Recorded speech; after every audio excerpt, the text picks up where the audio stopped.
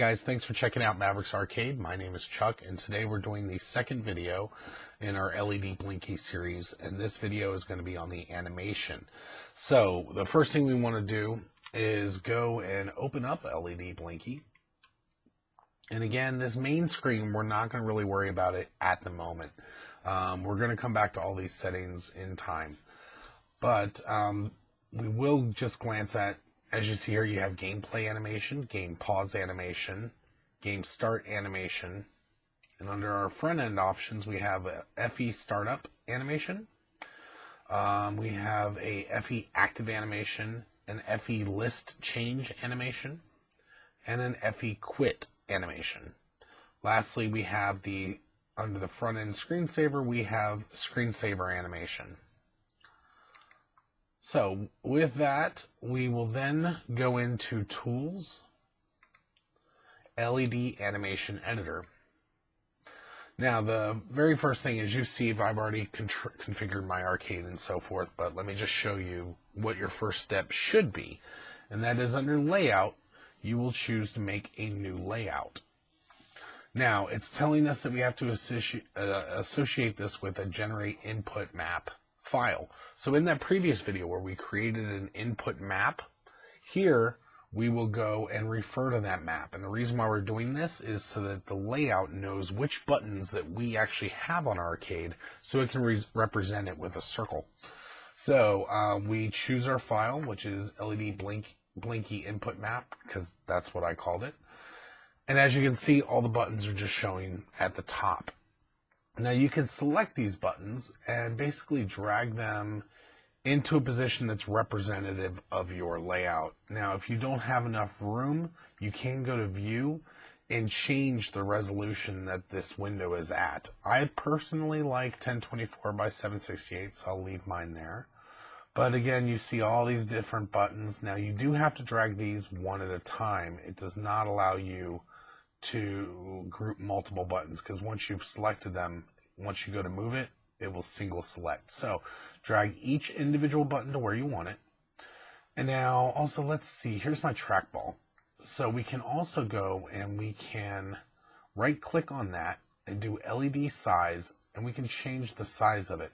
Again, this is the point of this, is to make the layout on your screen representative of your true control panel. So now that you see those functions, let me actually load up my real layout. Save the current one? No. And this is my layout. So as you can see, my arcade cabinet is a little bit different than a lot of people's, and that is mine has ground effects on the ground. Mine has marquee lights that I can control by the board. I also have an exit and a pause button that aren't related to the game controls. They are what you would consider cabinet LEDs. Now, in LEDBlinky, there is the ability to support another LED controller that would be your cabinet LEDs. I do not have that secondary controller for that purpose. So for my purposes, what I've done is when I'm making an animation, I consider my marquee lights, I consider my ground effects. So if I want the marquee to stay lit white during the entire time, then all I have to do is in every single one of my animation files, make sure that every frame in the animation or whatever has my marquee lit white. By doing that, it will just always be left on.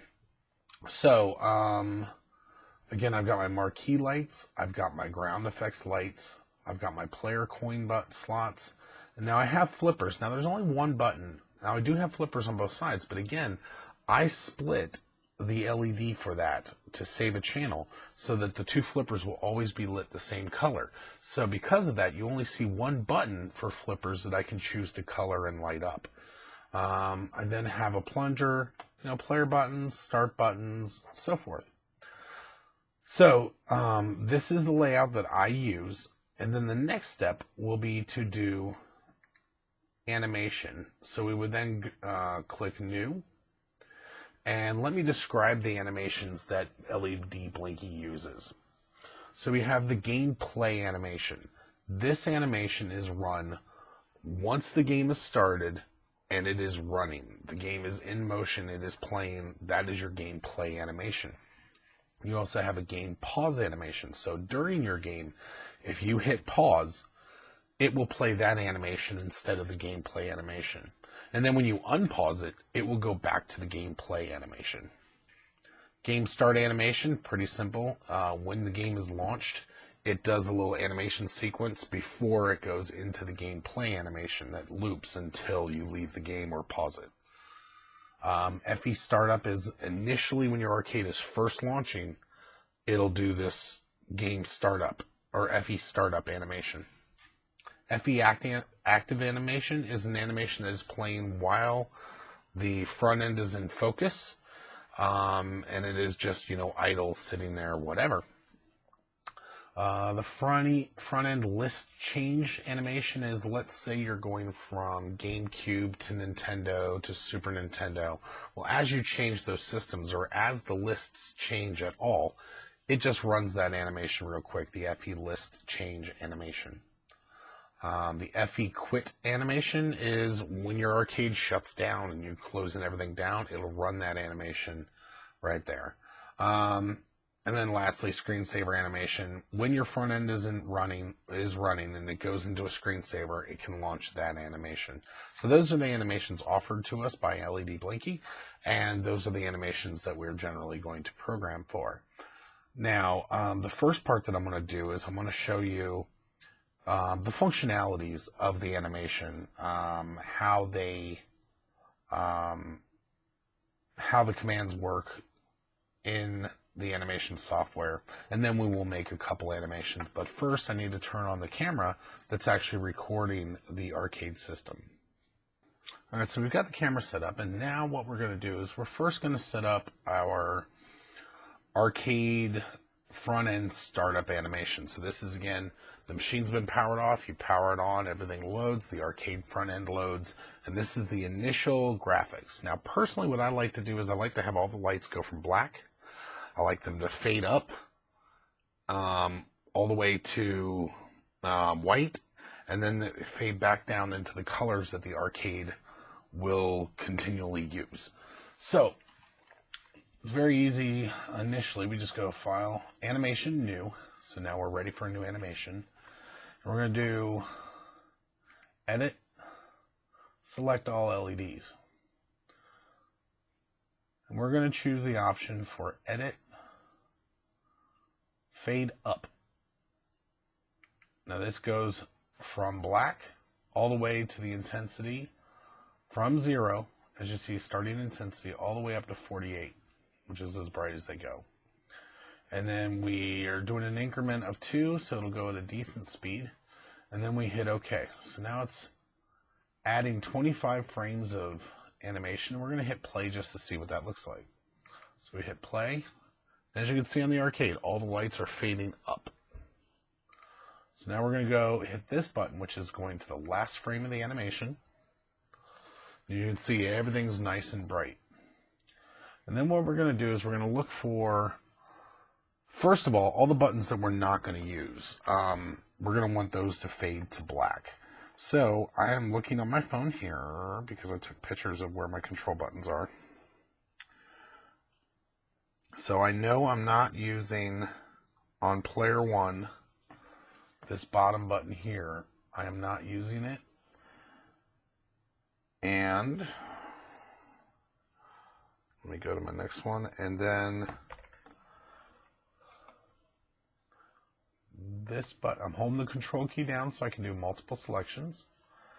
And then those 3 buttons are not used in my animation, and neither is my joystick, nor is my trackball. And during game selection, none of my coin buttons are actually being used. So I'm going to darken all those buttons. My flippers are not being used, and the plunger is not being used. The marquee we want at full intensity. So here's all the buttons that are not being used. So we're going to go to those and do Edit, Color Transition. And we're going to turn those from existing white, and we're going to fade those down.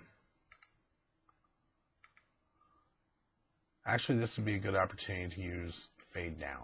So let's do that instead. Edit, fade down. Now, one thing to be aware of, the fade up and fade down, those are only white.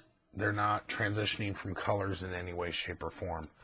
So we're going to run the animation now and see what happens. So the lights fade up, and then it's going a little too fast. Let me go to the last frame of the animation. So now you can see that those buttons there, they are now, the ones that we selected are now not lit. So then we are going to figure out which buttons that we have that are red, that we want to have end up with the color red. So we're going to go, first thing we're going to do though is we're going to go back in our animation to the point where the lights were all the way faded up. And that would be, in my case, at frame 26. So at frame 26, I'm now going to grab this button here, which is player 1, button 4, is my back button. And also the stop button, which is up here. Again, I'm holding the control key down. And then I'm going to want one of my ground effects to be red. And let me see.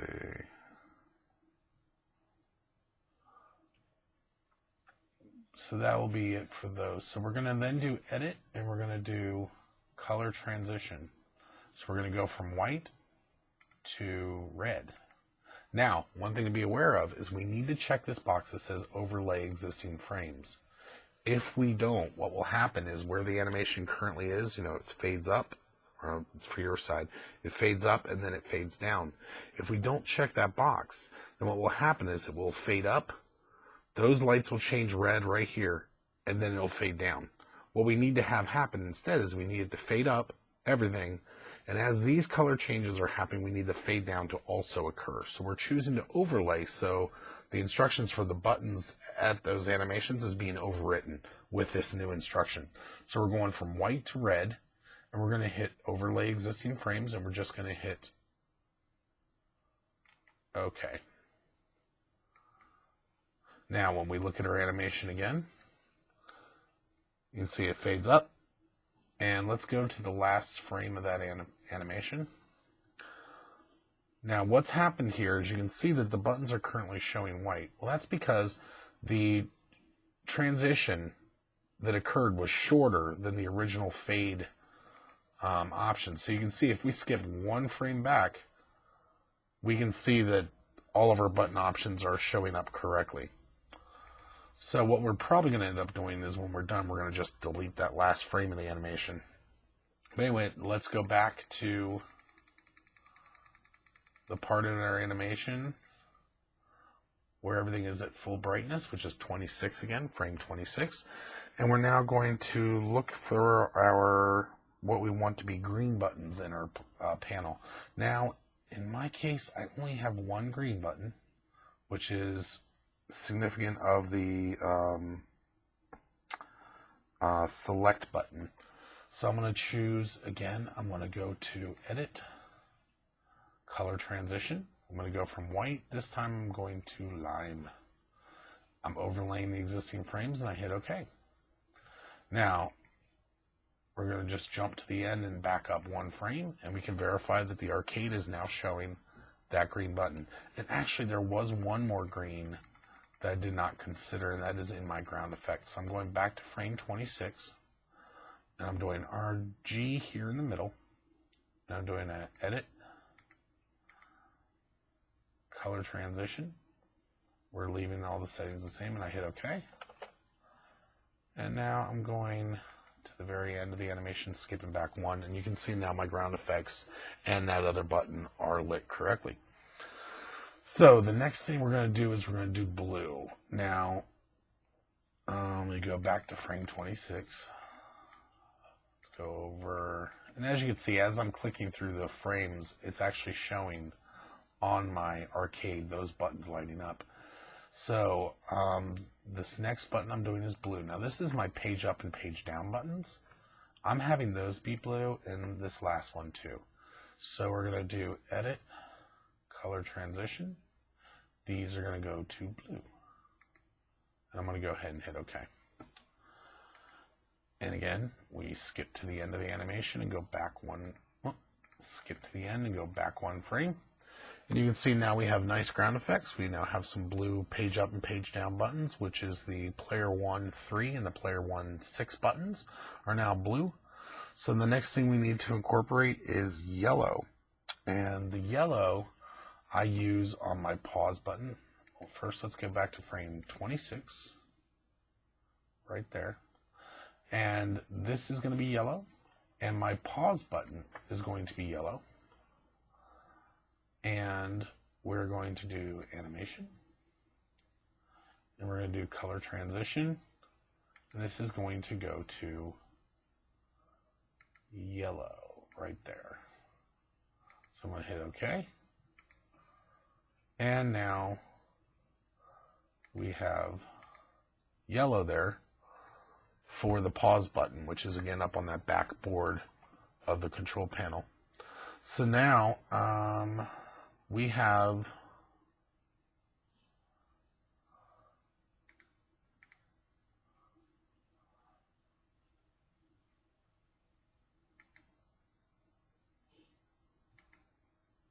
okay, so what we then need to do is let me see. See, one part of the problem is that because all the frames are being one short, you can see that even the trackball at the second to last frame still is lit with 222. So what we're going to actually do is when we're finished, well, I'll show you when we get there. So the next buttons we need to color are these over here. Now let me look at my phone what those functionalities are again. So what I have those functionalities are is view images, play, and play music. So let's do, for this one, let me go back to 26. And for the view images button, let's make that violet. Why not? It's got a V, right? So we go to edit and we do color transition. We're going from white to this color. There we go. So, and then the last button, or the second to last button, this is a play button. Now really it should be green, but I'm trying not to reuse colors except for in the case of page up and page down. So let me just randomly pick here. Let's do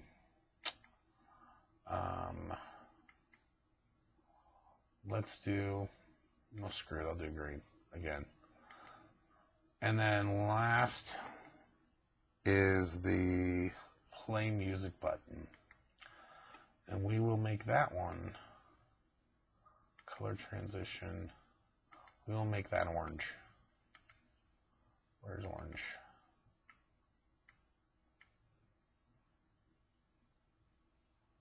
Well, I'm not finding orange, so this is a good option to show.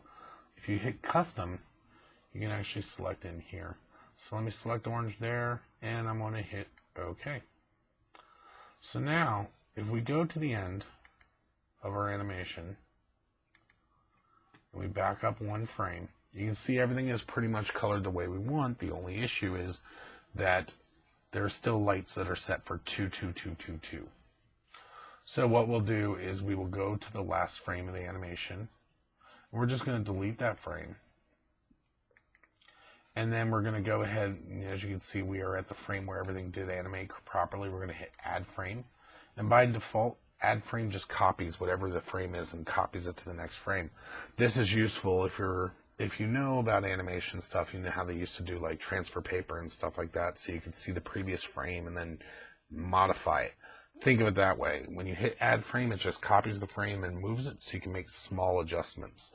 In this case, what we're doing is we're just going to double click on each of the ones that should be black at this point. And when you see that little kind of crosshatch go over it, that turns it off. So I'm just double clicking the ones that should be off at this point.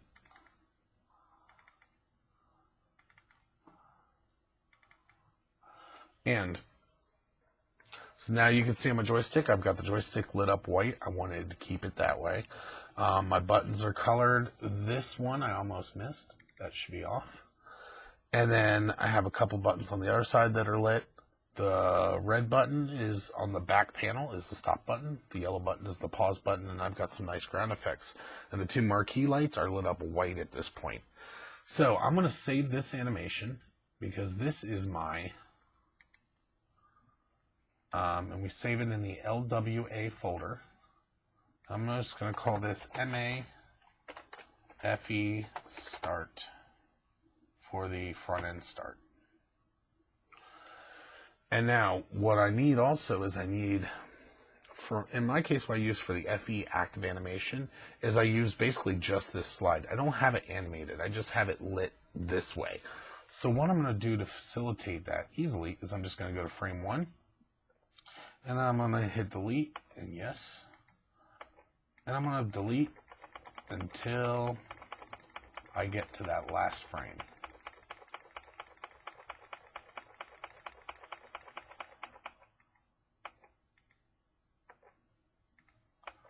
Almost there. There we go.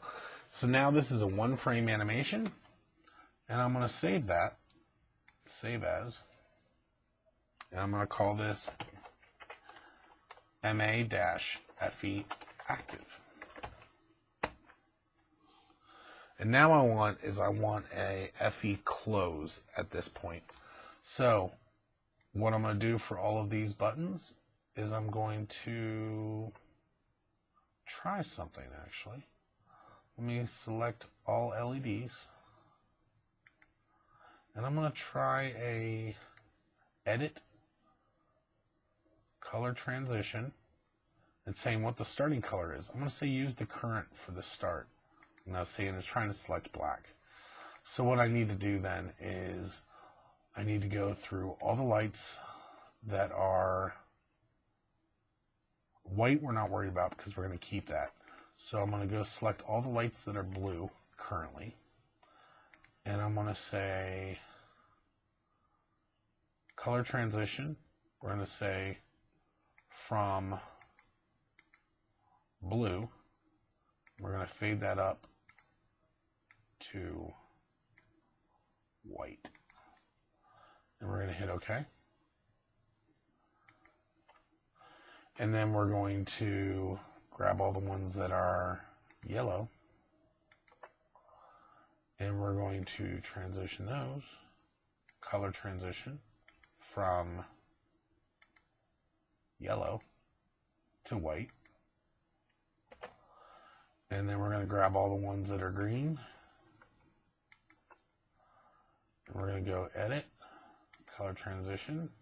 We're going to go from green or lime to white.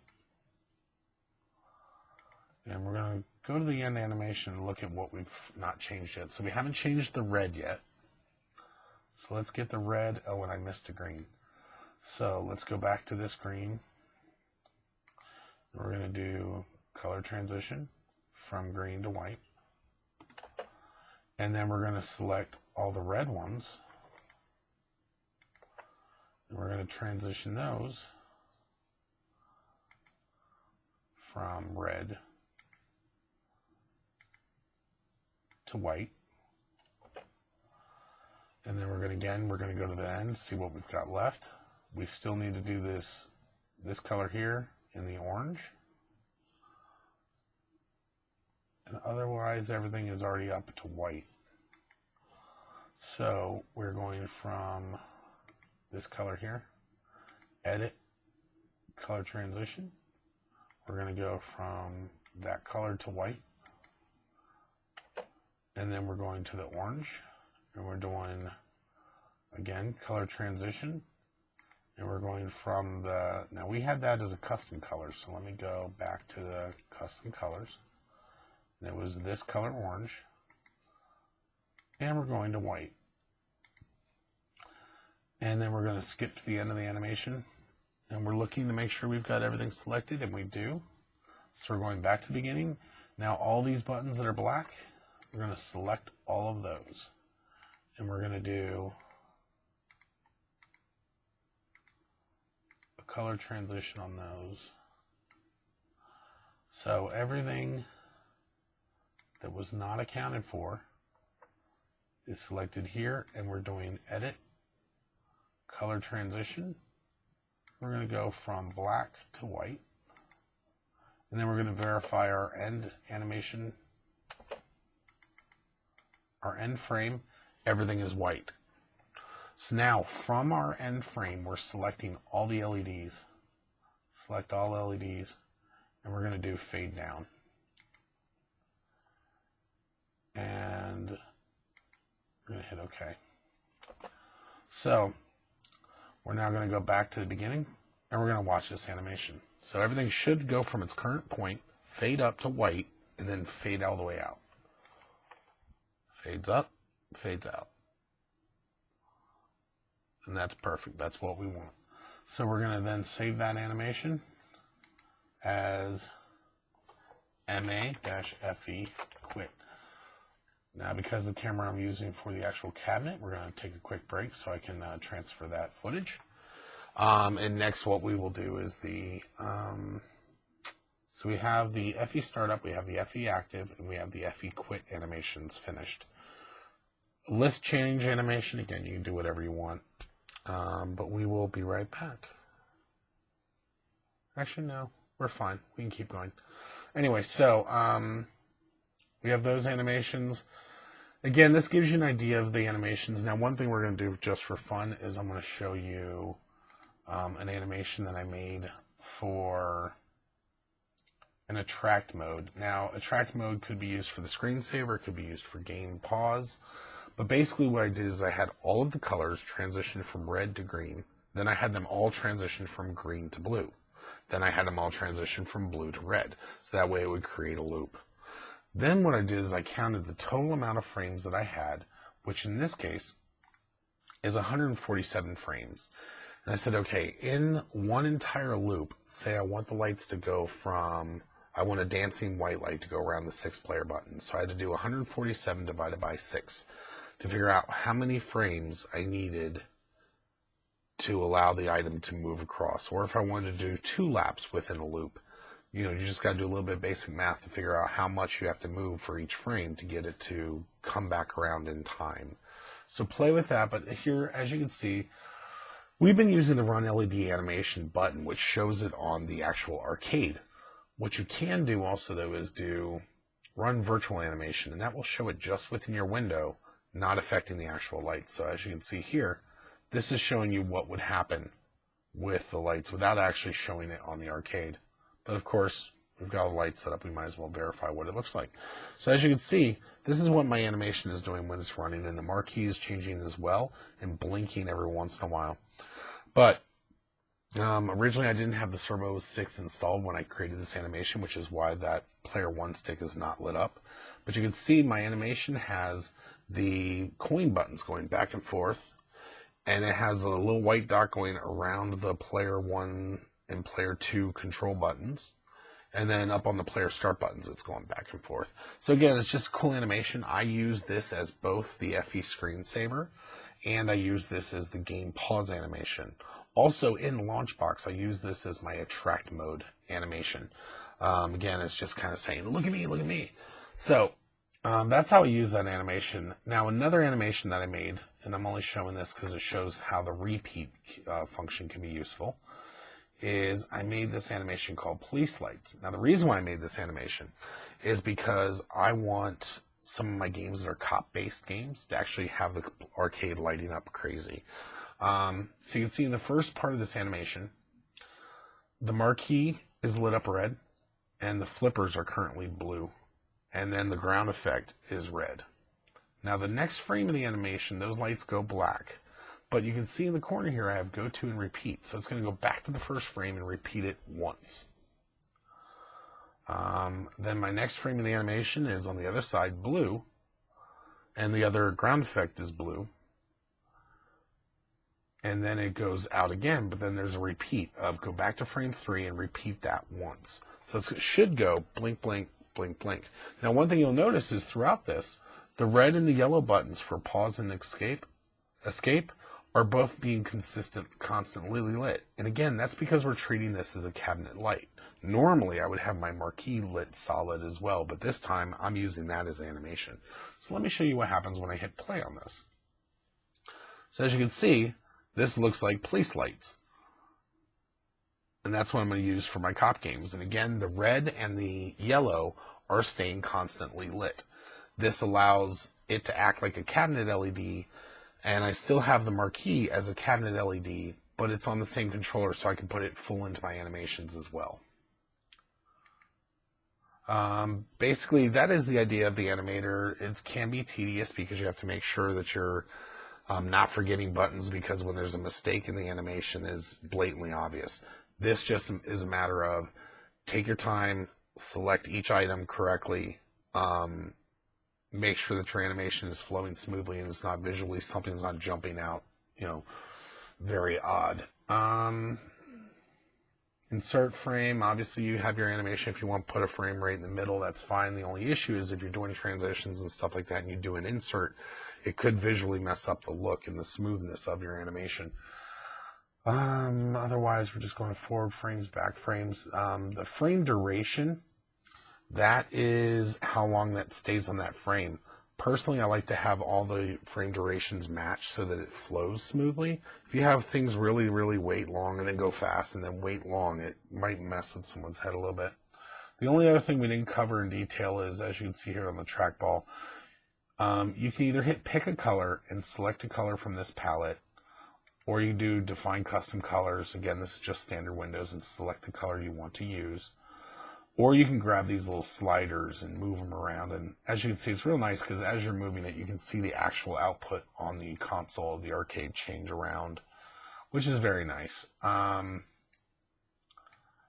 then basically, let me see, is there anything here I'm missing? We have undo, select all, turn on all LEDs, turn off LEDs.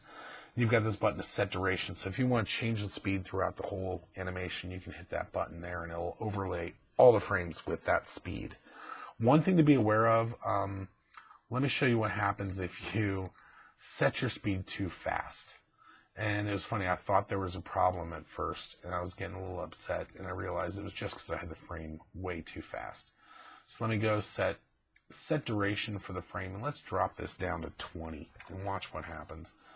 It sends the data so fast that it just can't keep up, and it looks real messed up. So as you can see, it's all getting out of sequence. The timing is just bad. The slowest I've gone and been successful is 75.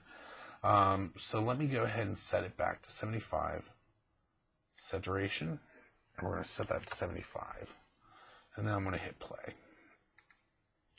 As you can see, now it's getting that pulsing action like a police light.